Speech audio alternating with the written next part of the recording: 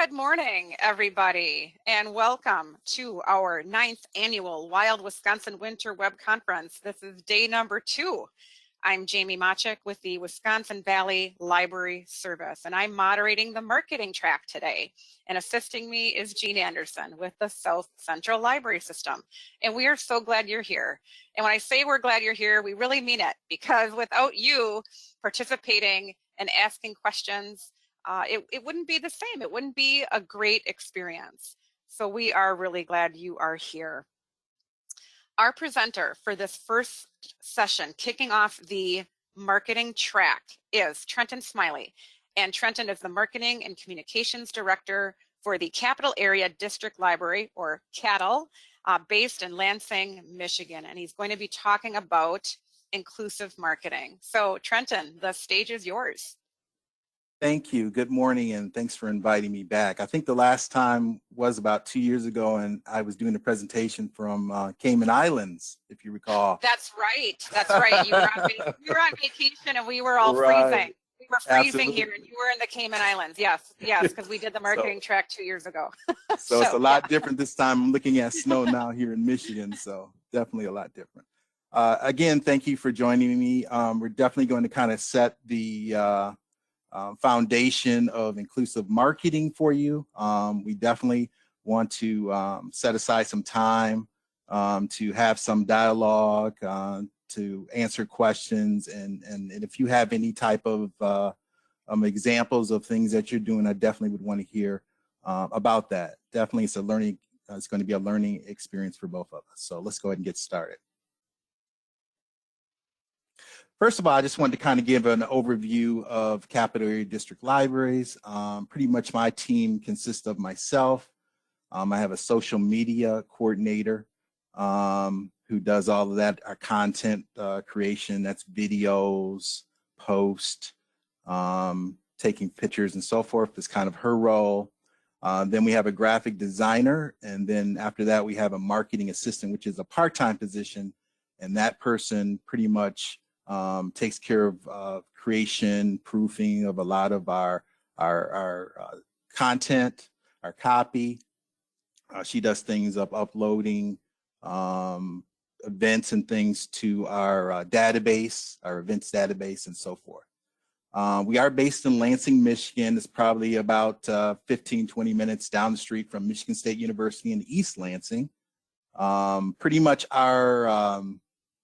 I would say our service area is very unique, where part of our system is in the urban area of Lansing. Then we have some outlying branches, smaller branches out in the outlying area.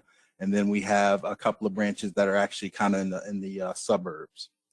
The total population that we serve is about 260,000. We have 13 locations. We have a mobile library, and we also have an outreach department that encompasses a digital librarian. We also have an outreach librarian. Our mobile library kind of falls under that department as well. And then membership, we're about 100,000 currently. We really saw a high increase in cards when COVID started last March. We have the ability for folks to sign up for cards online. So we really saw a lot of folks availing themselves of our services, as well as a lot of schools who were actually directing their kids to the library to get cards because they didn't have access to their school library. So definitely seeing a big increase in our membership numbers. And by the way, we call our folks members instead of patrons, so I may use that term a lot during this presentation. Okay, let me just remove something here. Pretty much this is the mission of the library, of Capital Area District Libraries, again, to empower our diverse communities to learn, imagine, and connect is our mission. So we really take that into account to any type of marketing activity that we do.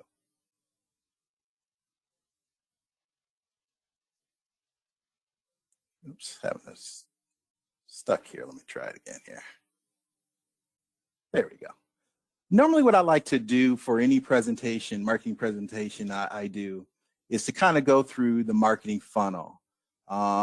Because really everything that we do marketing activity that we conduct really kind of goes through this process. We push people through this process. So I just wanted to take a few minutes just to kind of go through this because then I'll kind of refer back to it as we move forward. Pretty much as you envision it as a funnel where our job as marketers or folks who have the marketing functions in your library is to try to generate as much interest and try to get as many people at the top of that funnel as possible. So we do a lot of things that create awareness of our services, of our programs, and we try to hit as many people as we can. So think of it in terms of, let's say, folks who do digital marketing, people who do Facebook ads.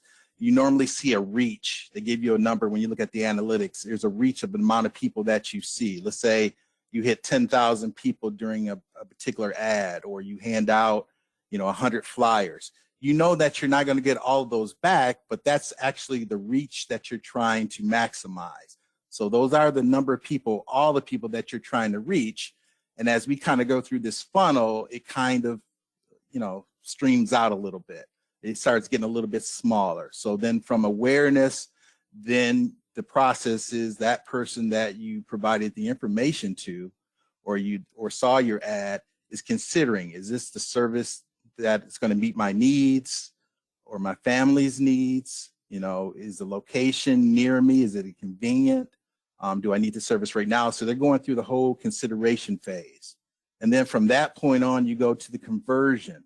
That's when they're taking some type of meaningful interaction or engagement with the library. So conversion could mean they come in to get a library card. Conversion can mean they could check out that particular book that you included in your reader advisory efforts. It could be that they would start using a particular service. Let's say the ad was for tutor.com. They're starting to use that. So pretty much conversion is where we definitely want to try to get folks to. But as you see from this model, as we kind of go down into the funnel, like I mentioned before, it gets a little bit smaller as it gets narrow as it gets to the end. So again, the whole focus is to continue to push as many people at the top of the funnel to hopefully then at the end maximize your efforts and get a lot of folks.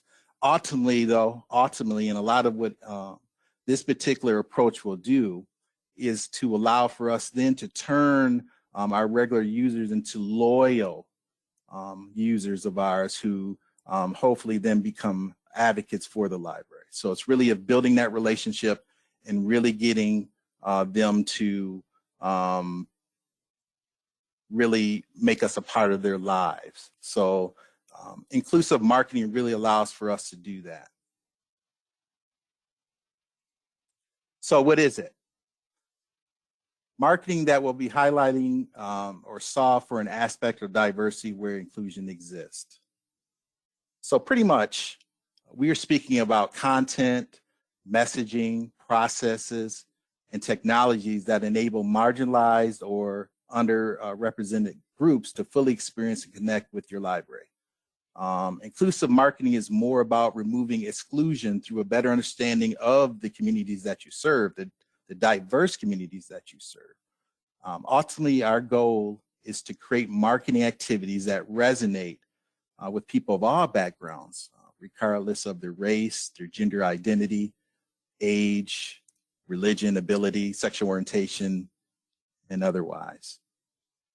There's a popular quote that I found online from Vera Myers, I believe is her name. And she says, diversity is being invited to the party, inclusion is being asked to dance. So definitely diversity is truly integral. So this next slide I want to show you is of a graphic that I found that illustrates the different layers and dimensions of qualities that make up who we are. So let me go ahead and do that.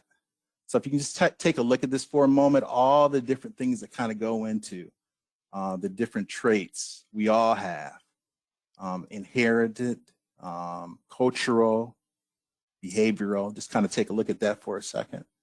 And it really spells out the importance for us to really get to know who our current members are, as well as communities and target audiences that we're trying to reach. So in other words, we are much more than our appearance of race or gender. We are all complex and multifaceted, which means research and understanding is needed to connect with audiences through meaningful marketing that is relevant and it resonates with that particular group that you're trying to reach. Inclusion isn't necessarily about, a picture of having, pretty much a rainbow coalition of folks in a particular picture that you're putting up, or really stereotypes, but it's rather really finding ways to connect with your potential or your current user by better understanding who they are, what they value, and the type of needs that they have that you can provide them. Either it's a service that you currently have, or perhaps maybe it's something that you would need to create to knock down that barrier for use. So I know it sounds like really deep stuff so far, but really it comes down to building and sustaining relationships. So here's some research data I wanted to share with you. In 2019, Adobe conducted a research report of more than 2,000 consumers. The results showed that 66% of those surveyed who were African Americans and 53% of Latino Hispanic Americans feel their ethnicity was portrayed stereotypically in advertisements. This is a challenge because the same report showed that 61% of Americans find diversity in advertising important, and 38% of consumers are more likely to trust brands that do well in showing diversity and inclusion in their ads. So why is this important? Why is inclusive marketing important? Truly, it helps reach new members and retain current ones, and keeping them engaging with the library and with your services. And it's truly, I guess it's really a difference between attracting a customer for a day or turning them into a loyal advocate for the library for the long haul. Again, really forging that relationship and then going from there of retaining them, and hopefully then they start telling others about the library and really help you. I mean, we at my particular library, over 90% of our funding comes through millages. So it's very important for us to retain memberships. Going through different reports, we see that there's a lot of members that we have on our rolls that aren't active. So we have to always find ways to keep them engaged and keep them active because it's a benefit to the organization in the long run. Right now, I just wanted to show you just a few things of kind of part of our campaigns that we're running for inclusive marketing. This particular ad was for our Read Woke program that we did back in September. And it was an online program that we did that we really wanted to try to tap into what was happening in the country. As you know, as you see here, we don't necessarily place a Black face or a Hispanic face. We tried to really have the collection focus more on the collection than a particular race. And it really helped us because some of the book categories that we focused on really were all encompassing, and it really gave a great opportunity for folks to have dialogue and to really connect more with us, as well as us really having the ability to connect with them through this particular program. Right here are just two graphics that I want to show you here. This is from our podcast. So these are kind of the covers for both of these podcasts. We really use the podcast as, again, an opportunity to have that type of dialogue, to really find common points of interest between different groups. As you see some of the subject matter between the two. Right on the left there, you notice that, and this is pre-COVID, but this picture was taken pre-COVID. But pretty much we have a diverse group of hosts here. They are part of our selection team. And we really use it, again, our podcast, as a way to really start dialogue and to give voice to different groups. And we have the ability to really push this out to a number of different outlets. So again, we're using this as a way to connect folks to the library, to our collection, and to establish that all are welcome here. And then on the other side, this was actually a podcast we just recorded. The focus more on a situation that happened back, I believe, in the 70s, that had to do with the government transporting babies from Vietnam. So we have a whole different aspect there, but again, trying to show that the library does a number of different things and speaks to different groups. And of course, here is a new graphic that my designer created that we're going to be launching for Black History Month. Of course, everyone is excited about Vice President Harris, so we kind of put that in the forefront. But again, to speak to that energy, speak to that excitement, and to then celebrate the accomplishments through our collections and through our events, this is going to kind of be the graphic that we're going to be using in a number of different placements. We're going to be doing it here on, you notice here, this is a hero graphic of the website. We're also doing ad placement on other sites, outside sites, social media. And again, it's just kind of showcasing that we're celebrating the accomplishments of African Americans. In addition to this, and I'll speak more about it too when we start talking about just increasing your reach.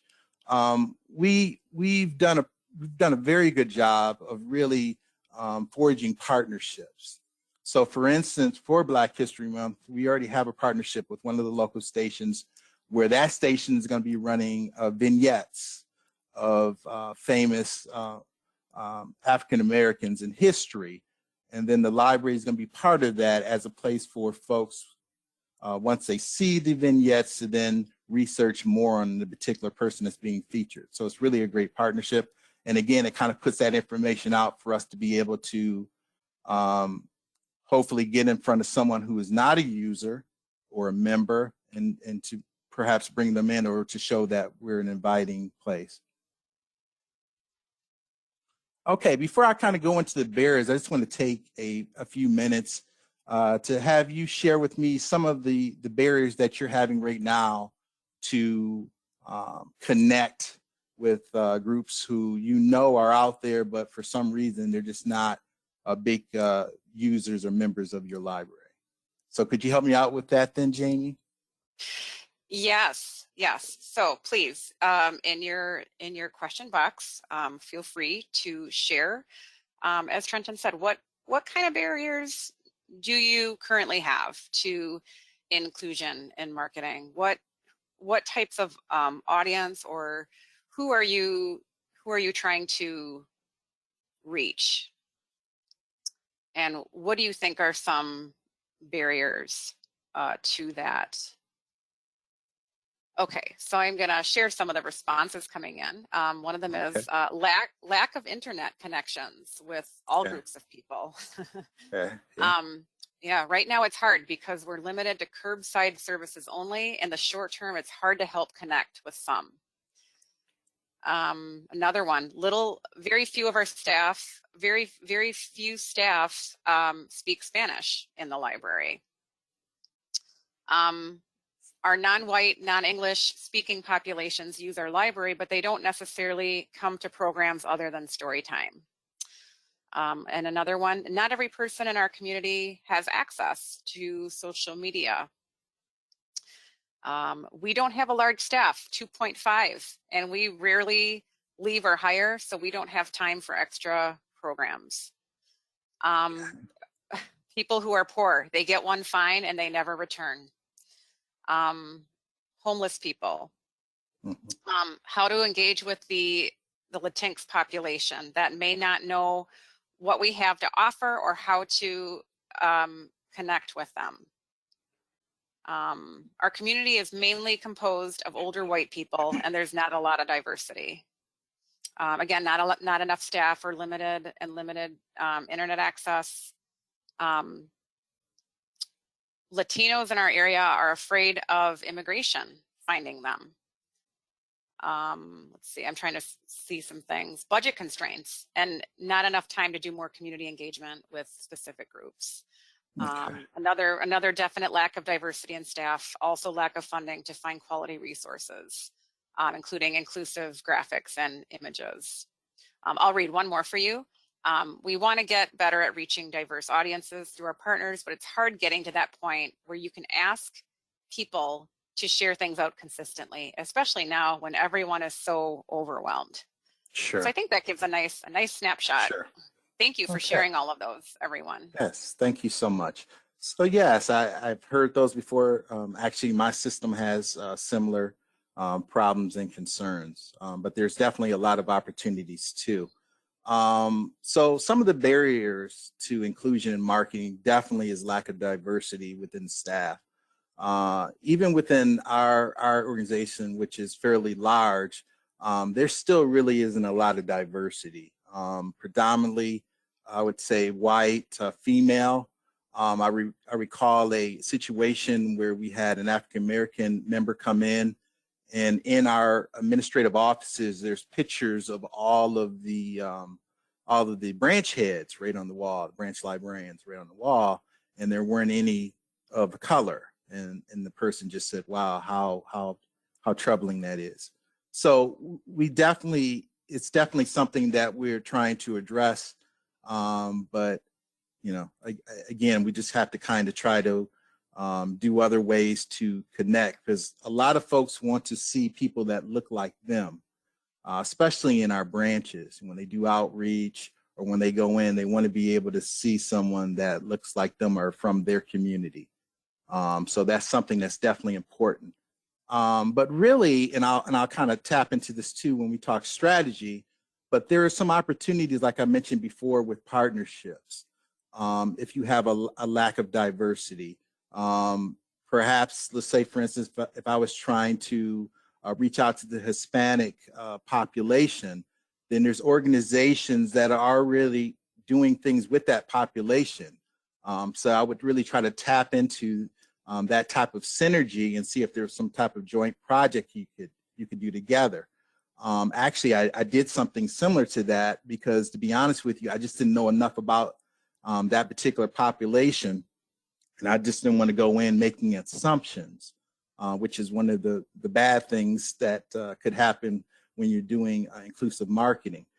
So I had dialogue with the person. You know, I took them to lunch, really trying to understand the norms, the values of that particular community. And I really found out that the Hispanic community in our particular area were really, really tight knit and really closed. They didn't really allow a lot of outsiders to come in to the community. So it was really essential to really have someone that would, I guess, vouch for you, to really come in and to really help you decide or try to decide what barriers of use there are there and how could they be addressed. So we started doing things like we created a brochure in Spanish.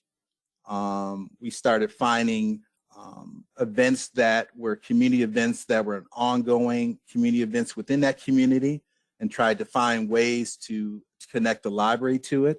It could be something as simple as providing some type of giveaway for that particular event. It could be helping promote it, maybe on our website or on social media, or a flyer. Just really extending a hand to the community and trying to forge some type of relationship at some level. So definitely that would help with your lack of diversity.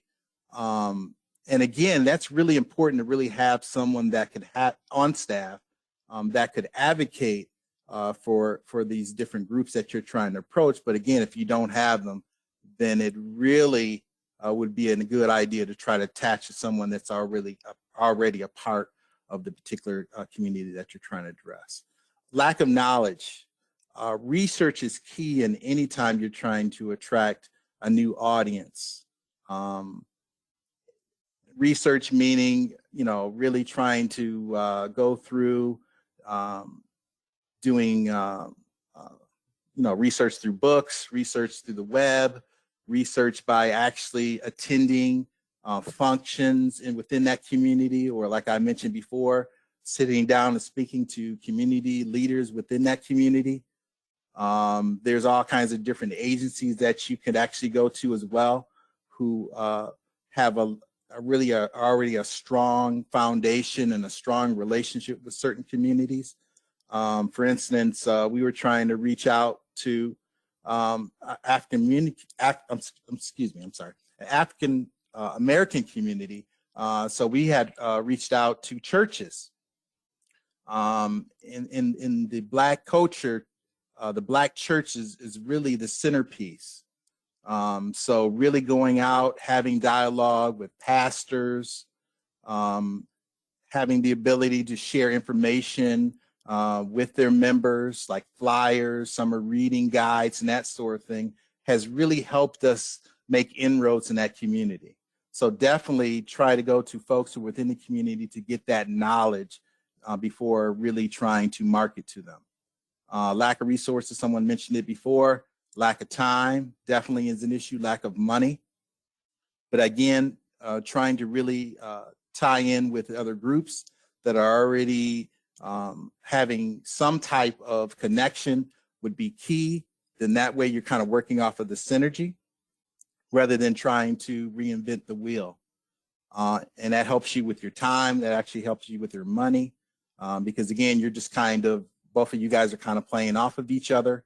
And then it really increases your reach, your marketing reach, by being able to, do things through another agency rather than trying to do it on your own. And actually, too, for lack of resources, I believe someone mentioned something about programming. That may be a way that you can do it too, or content, by going to organization that is entrenched in that particular community. They could also be a good resource and a good source for content. We've done that before, where we will have someone on our podcast, or they would do a blog post for us, or they would do a program in person when we were able to start doing that again. And we actually did something like that probably about 2 years ago, as we were trying to get into the Hispanic market. We actually did a set of vignettes that featured folks within that particular community. Some of them were business owners, some of them were teachers, whatever, and we kind of featured them. And then that way they would kind of share that content with others within the community, and it kind of opened the door for us. So that's definitely an idea that you could do. Trenton? Yes, ma'am. There was a question that came in that I think is timely. Do you mind if I Go ask right it? ahead. Okay, thank you. So what is the balance between creating collateral in Spanish or translating material versus having staff in the library once people come in? We have a lot of staff who advocate for translation, but even if we market effectively using the tools in different languages, when people come into the library, there may not be a staff person who can interact with them successfully. And then this person has had a negative experience, and it'll be twice as hard to get them to return. So we are working on diversifying our staff, but as I'm sure is true for many of you, that's a process that takes time. Any tips or comments on that? Sure. When we actually, when we went about doing that, and we had staff that wanted us to go ahead and, do pages on the website to do the different collateral, we kind of took it slow. We actually went through an organization that serves the Hispanic community. So really, when we did do the collateral piece of it, it was really as a support to that agency. So really what it was is when we would go ahead, we would give the information to the agency, they would share it with members of that community. But then as a second step, then they would come in sort of like a field trip of bringing in members of the community who, didn't speak English very well. And kind of, we went through and did a tour, and we kind of reinforced what was shared in the collateral. So after a while, they became very comfortable, and they kind of knew, some of our staff members. They knew kind of where the areas of different titles they were interested in. So we kind of used the agency as sort of an advocate, and as well as sort of a way to slowly immerse them into the type of services we provided. I agree that just doing the collateral on its own and just sitting it out isn't that impactful initially. So again, you might almost have to have someone act as the go-between initially to really make those inroads into that particular community.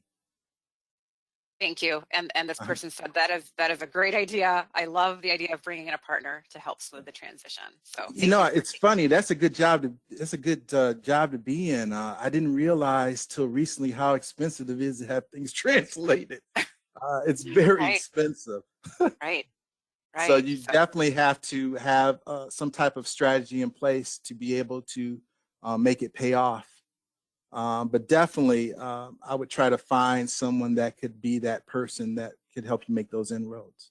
Do you think it's well known that it is expensive to, and I'm guessing it is a barrier, but do you think if you have staff who are like, we should be doing this, that right, is that well known that really can be a barrier? Right. It's funny, Jamie, because I've had it both ways. We've been lucky enough to have certain staff members who are able to help us with translation. But then there's other languages that we would have to go outside and use a service for. And it is, it's very expensive. I want to say off the top of my head, maybe $1,000 or more is what we had to pay for them to do like trifold. I could be off a little bit, but it was still kind of pricey. I mean, and then we had to turn around and actually print it. But then again, you have to really kind of look back to strategy and really come up with a plan before you make that investment, because then once we had them, I'm sorry to say, a lot of them are still sitting on the shelf because we did not necessarily come up with a proper strategy for distribution of them. And these folks aren't just walking off the street, on a regular basis. They haven't really been invited by us. So it's really important, I think, initially to make that first line of contact and to see if that's truly a need of that community before you make that type of investment. So some additional barriers, and it's funny because this top one is one that I see across other presentations I've done as being sort of an issue, and that it's necessarily not the not having a strategy, but the inward thinking portion of it. A lot of folks envision inclusive marketing as being something different or separate of what you're currently doing. It actually should be a part of it, not something that you're doing on a separate basis. But what I mean by the inward thinking is too many times I think libraries get into this thing where everything is within the walls. All of the marketing effort is when you come in. It's not necessarily anything that's being beyond the four walls. And I think also the inward thinking is the assumption that everybody knows what you do. There was a situation, I want to say probably about had to be more than a year ago, about 2 years ago. As part of our marketing mix, we do big home shows and women expos. We do it as an opportunity to brand ourselves, to get out in front of some of our main users, and to have the ability to get library card signups. So at this particular home show, 2 African-American women walked up to me, to our booth. One was a member, was really excited. We were out there, told us how excited she was to be a member. And then she started trying to encourage her friend to get a card because we were doing cards right at the booth. Well, it was really interesting. Her friends start saying, okay, well, how does all this work in regards to the process of using the library? So I've always assumed that everybody grew up with that type of experience of how to use a library, but obviously this person never went through that. She didn't know how the whole process went with borrowing, none of that. So we can't necessarily assume that everybody knows because maybe they don't have the same experiences that we've had. I mean, I grew up where libraries were in the schools and, you know, in college and so forth, but this person did not have that shared experience. So again, just having that inward thinking, rather placement of how our marketing is being placed, as well as just our overall thinking, assumptions and stereotypes that kind of go into play sometimes, and not having a clear-cut strategy of really trying to connect with a particular group. And it doesn't necessarily always have to be a race. You know, it could also be someone that has special needs that feel that the current services aren't being offered to them, or they don't feel inviting, or our branches don't feel inviting. So definitely something to think about. And I think, again, research goes into play to really find out what those perceptions are, to find out what the needs are, and to find out ways, or to come up ways to knock those barriers down, to have that connection, and then to retain that connection. Again, lack of resources as a point of entry into the community is another barrier. Again, I think someone mentioned that they don't necessarily have the outreach, the time to provide that type of outreach, but I did provide you with some solutions to that.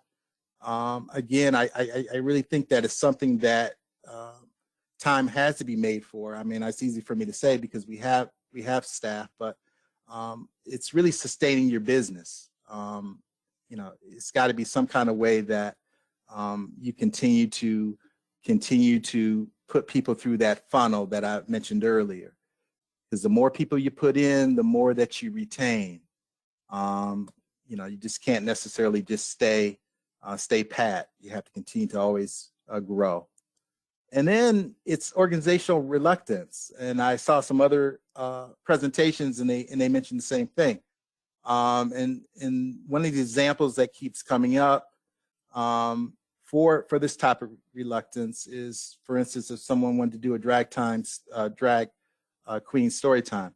And we've all read or saw all the different ways that some of the libraries have dealt with a lot of the fallout for trying to do those type of things. But again, if it makes sense for your particular market, and you know there is definitely a population that is being underserved, then it's definitely something that needs to be considered.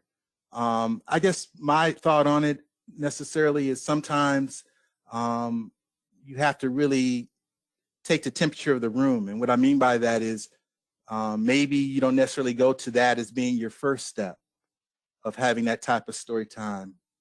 Perhaps maybe it's more about having dialogue initially about that, and really trying to figure out ways and try to educate others about the need for that type of service and so forth. So definitely, you know, there are some areas that leadership, board, directors, you know, really have a hard time with.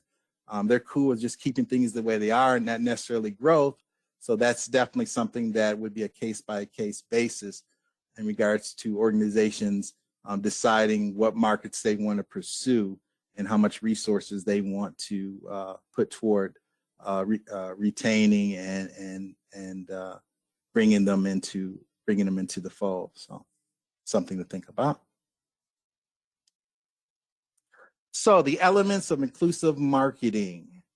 So who are we targeting, right? Who are we targeting? Is it we're going for a particular age, we're going for a particular race, for whatever reason, you know, whatever the demo is, we need to kind of spell that out first. What are some of the current barriers to those, to that community using the library? what is being marketed? Is it a service that we know that would be a great benefit to that community? Is it just an overall connecting them to the overall brand of the library? So that's something to take into account. And then how are we going to do it? There's a lot of different ways that you can go about making that connection. It's not necessarily a face-to-face sometimes. Sometimes it's doing something that just creates some type of awareness of the library, gives you some type of exposure within that community. I mentioned earlier that Black churches, we actually started doing an outreach to Black churches probably about 2 years ago as a way of really educating that community about the services that we provided. We noticed through a lot of program attendance, overall usage, that we just weren't seeing a lot of folks from that particular community. So we wanted and we needed help from pastors across our county to help us better understand the ways that we could definitely connect and some of the things that were needed within that community. And it's so funny because before COVID, my boss, the executive director, and myself attended what they have in our community are called pastor forums. And pretty much what it is every month, a number of pastors get together, very informal, and they just talk about things that are happening within the community. So we asked to be a part of one of those, and we went and sat down with them, and we had just really great dialogue of, you know, some of the things that their community is dealing with, and it really provided us with a lot of great information. And at that time, and again before COVID, you know, one of the things was access to technology, and we had, you know, let them know that, hey, we have Wi-Fi, we have tablets and things that you can check out, but they said, okay, it's just not enough, you know, within this particular community for it to make an impact. So, you know, we went back and we had dialogue with the rest of our leadership team, and that's something that we addressed. And then we were able to go back and report to them that that dialogue mattered. You know, listening to them mattered, and we're trying to do something to connect better with that particular market. So the strategy, creating an inclusive marketing strategy. So in regards to research, like I mentioned before, there's a number of ways you can do that. I know everyone doesn't have the time to necessarily sit down and do a focus group, but that is definitely one of the ways that you could possibly do that. It could be as simple as asking questions online. Just every so often throw out some questions through a post. We have the ability to do email surveys. You can do it that way, or have a survey once we're, you know, fully open, having something in branch to really get the feedback from your current users, but then maybe go to perhaps some type of community event within the particular group that you're trying to focus and have that type of dialogue. Again, that was one of the reasons that I like also doing some of these shows that I mentioned to you. And hopefully we can get back to doing that soon, is the ability to have that type of dialogue with people face to face. People saying, hey, you know, I don't use you because X happened, or you guys don't offer this. It's really a great opportunity for us to set the record straight if the information is incorrect, or to address it. You know, sometimes it does come down to, hey, I owe you guys $10 or I owe you guys $20, of having some type of way to remove that barrier. But again, some type of research in place allows you to better understand what the situation is and what are some possible solutions. We mentioned this before, creating a diverse team. If you don't have the ability to do that, again, using synergy from other teams is a great way to do that. It could be some type of community organization. It could be the media. I mean, we've done that before. For example, going back to my example about our church outreach, there's a gospel station that happens to be in our town. So we've done a lot of things through that particular relationship, or just through the pastors. Again, they're providing things, or if someone in another community that can give us some type of intel, then we try to do partnerships that way. Actually, our library just started a work group that has a number of different members across, or I should say staff members, that we're addressing this very thing. We're going through policies to see if there's policies that create barriers for some of our different members, and then we're addressing those type of things. We're also looking at particular services that would help us reach out to other members of the community. One of the ideas I brought up was really creating a subgroup that would deal with helping minority-owned and women-owned businesses get into the library bid process. That was one of the things when I was out in the community I would hear about most. Hey, I have this small business, but I can't seem to get into the library to do business. So again, something like that is just giving them the ability and the information to know how to do business with us is something that would allow for us to really have a stronger relationship with different segments of the community. Trenton? Yes, ma'am. I just wanted to let you know we have about 15-ish minutes left. Mm-hmm. Thank you. Okay, thank you. So, and then the next thing we want to do is you want to walk the talk. We can't put out a flyer, you can't put out an ad showing how inclusive we think we are, and then we don't necessarily have things that reinforce that fact, okay? So if we're putting out something for Black History Month, we definitely want to have something that supports that in all of our different touch points. So for instance, do we have a collection that supports that? Do we have programming that supports that? And then is it something that we do beyond Black History Month? Are we serious about it where we continue to make those inroads? And then again, increasing your marketing reach. Again, that's the ability to really try to tie into other means of getting the information out. I know that there's a number of different libraries here that don't have the staff nor the resources, but by leveraging what you do have, you have the ability to really increase your marketing reach. And I'm gonna give an example of that here in a few seconds, but let me speed up here. I always get like this with Jamie. I always think I don't have enough, then I start talking and I always get close to the clock here, so. Okay. So another aspect of it is really making sure that the language that we're using is inclusive.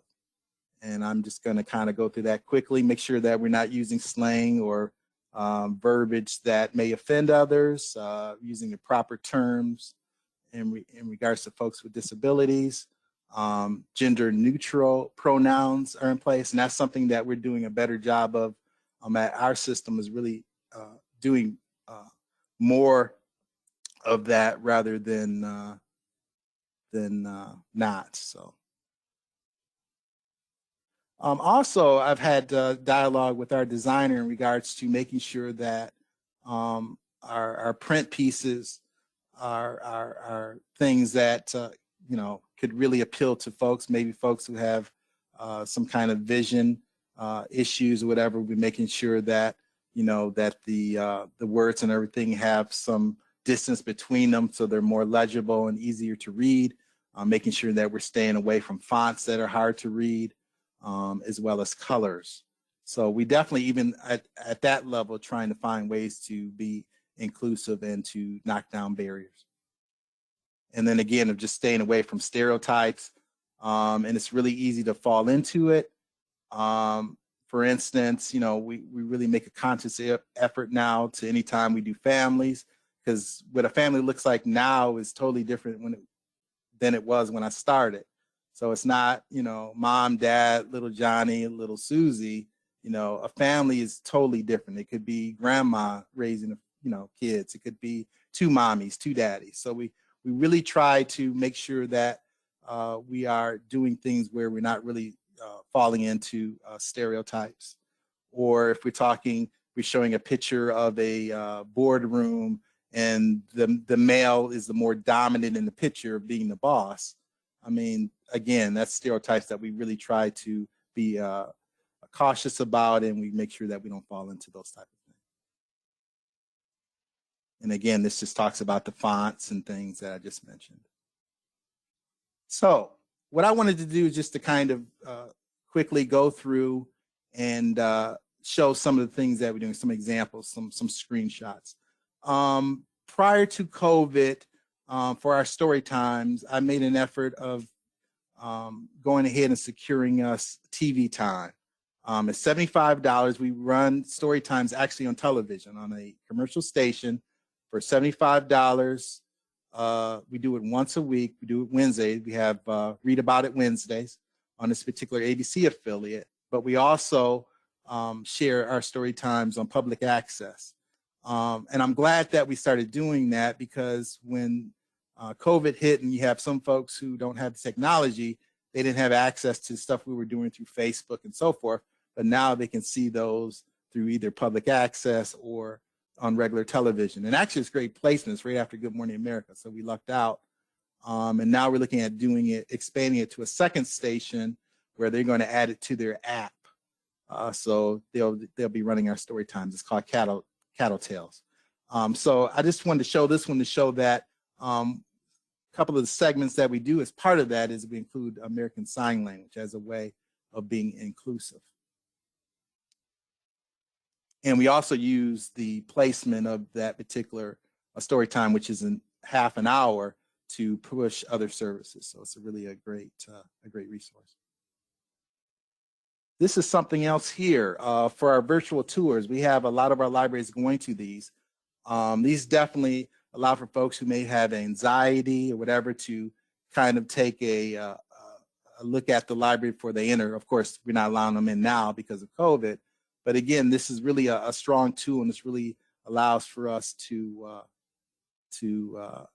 make a more inviting place for folks who want to come into the library. Just staff here at a parade here for a Pride Parade. We like to feature staff any way we can to show our diversity and to show that I mentioned earlier, people want to see people, that within their community or look like them. We try to do that and show our diversity where we can. Like I mentioned, at the head librarian level, we don't have as much diversity, but this particular person is a library assistant. So again, we try to find ways to showcase them. Now, this is really a project that is part of our church outreach that I'm really proud of. I mentioned that Black churches really is the center of that community. So what we did about a year or so ago is, as a way to connect with churches, we took pictures of some of their ladies in church hats, because that's a big deal too. I know growing up, I always saw my mom and grandma wearing church hats. And actually it's based off a book called Crowns. So we kind of did Crowns of Capital City. So we had the ability to go in, and the ladies, we took pictures of ladies in their church hats, and then we shared it on social media. And again, it kind of has this whole historical premise to it, of what that whole thing means about the hats and their crowns and so forth. But it was something that actually resonated with folks outside of the African-American community. So definitely it was something that we were really proud to be able to do. And again, it kind of strengthen that connection with that particular community. And again, without necessarily having me on staff to know what that meant in regards to the Black church or about church hats, then we didn't necessarily have that intel. So having staff, a diverse staff, really plays into it. But then again, if we didn't, then perhaps maybe the outreach to the churches would have still provided that same information. So. And then again, another way, and we're really focusing heavy on African American community because of our lack of diversity in some of our higher positions. We're actually running a joint project with a local radio station Dee Dee in the Morning is a national syndicated radio show. I believe she's out of Dallas, but her show is heard in our Lansing market. When the show first came into the market, we reached out to the radio station and said, hey, we would like to help you promote this new show, but this is what we would like to do. We would like to have Dee Dee create commercials where she's giving book recommendations. So what we called it is Dee Dee's Weekly Download, and we tied it at the time to our digital collection because when we first started doing this, we weren't open for physical. So each day, and this is all done for free. She did it for free. Station's doing it for free, where they run these commercials through their streaming platform as well as on their regular radio, where she gives these recommendations for different titles. Allows for us to really connect with that audience. Plus, her show is really funny. It's really hooked on lifestyle. 1 minute she could be talking about how you could dump your boyfriend, whatever. But it really allows for the library to become part of that conversation. So she becomes really the face of what we're trying to do. It's actually our selectors that are picking the titles, but she's voicing them, and it's done in a way where it appears it's coming from her. So again, it's really a great partnership that we have with her. And in addition to what we're doing on the radio side, as you see here, this is on our website. We created a hero graphic that features her. And then there's ads that appear on the website for the radio station's website that people can click on, and it actually takes them to our website to a special page that we've created. And we've been doing this for several weeks now, and it's been very popular. So that's definitely another example of using synergy, using a way to increase your reach through partnerships to really try to target a particular market. There we go, Jamie. Awesome. So we are going to try to get to as many questions as we can. We are going to go about 5 minutes. We're going to go to about 10:05. So if you do have to part, that's fine. We'll get to as many questions as we can. And if your question doesn't get answered, as you can see, Trenton's email is on the screen, and I know he would be happy to take those. So let's go. What can be done to make the LGBTQ community feel more welcome at the library? There are a number of trans members who are made uncomfortable by misgendering from patrons and even staff. Yeah, that's a really interesting question, because again, I think that's what part of the work group that we formed to trying to address some of those things in the way of policy and the way things are handled within the library, so they have a good experience. We're also partnering with a magazine that actually serves that community. We want to be connected with them, all the time, not just during Pride Month or whatever, to really have that type of dialogue and to give them voice within the library. So I think it's really creating some type of relationship with them, whether it's them coming into the library or really, you reaching out to them to really try to get that type of communication of some of the barriers that they feel are in place and not making a good experience for them. So. Okay, thank you. The YMCA and Boys and Girls Clubs are great places to interact with diverse populations. What are some non-faith-based networks you can recommend to collaborate with? Actually, that probably would be the one. I would probably say we've also done things with local businesses. For instance, there was a trampoline place for kids that we did a partnership with, where we were allowing members to get discounts and that sort of thing, or free. We gave away free things as being members, as an incentive of being a member. It's already tapping into particular markets that we're interested in. So definitely small business would be good for that. Agencies with similar missions would be good to that. Schools are great partnerships, Yes. Especially now through COVID. I mean, we've really been doing a lot with our schools and pushing educational resources and so forth. So. Great, thank you.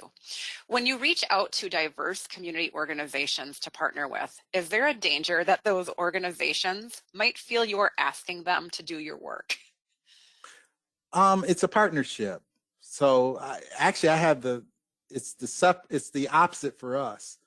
Sometimes we're feeling that when our librarians or staff go out, they're giving away too much, where we're actually doing the work for the other agency. I think it is a partnership. I think you have to go in knowing what you want and what you're trying to Okay. accomplish, and to really listen to what they want, and hopefully you guys can come to some type of compromise. Okay, great. How do you work around the copyright while televising story times? A lot of what we feature are stories that the librarians actually have come up with. So not a lot of them, and I try to stay away from ones that we have to take down and all that. So a lot of these are activities and stories that the librarians create themselves. Okay, thank you. Have you had any resistance when asking diverse staff to be featured in marketing materials? No, that hasn't really been an issue for us. Okay.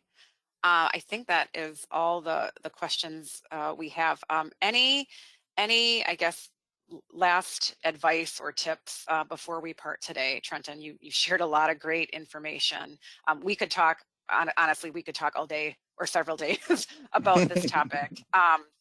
But any last parting comments before we leave today? I think I say this for all of my presentations. I think that, again, libraries have to do an assessment of really what their strengths are and what they bring to the table, because the issue has always been the lack of what they feel are resources to be able to do some of these initiatives. But we all have things that people want. You have the goodwill of the library, that is something that could be leveraged. Just your building itself is something that can be leveraged. So there's things that you can do to trade to be able then to allow for you to put yourself in the position to connect with these communities that you're targeting. And it doesn't always have to be money or time. It's just really having the ability to position yourself with the right partner and do it. And, and maybe it's through trade, and it's nothing that you would have to come up out of pocket on. Great, thank you. Thank you so much, Trenton, for a great session. As mentioned, this session recording and his slides will be posted on our conference website by tomorrow. There also is a short survey that will pop up on your screen when the webinar is done. This will also be emailed to you, and we really appreciate your feedback. Our next session in the marketing track is at 10:30. So in less than 30 minutes, and it is with Angela Hirsch. And Angela is going to be talking about 10 things you should know to promote your library when the world keeps changing. So I hope to see some of you at that session.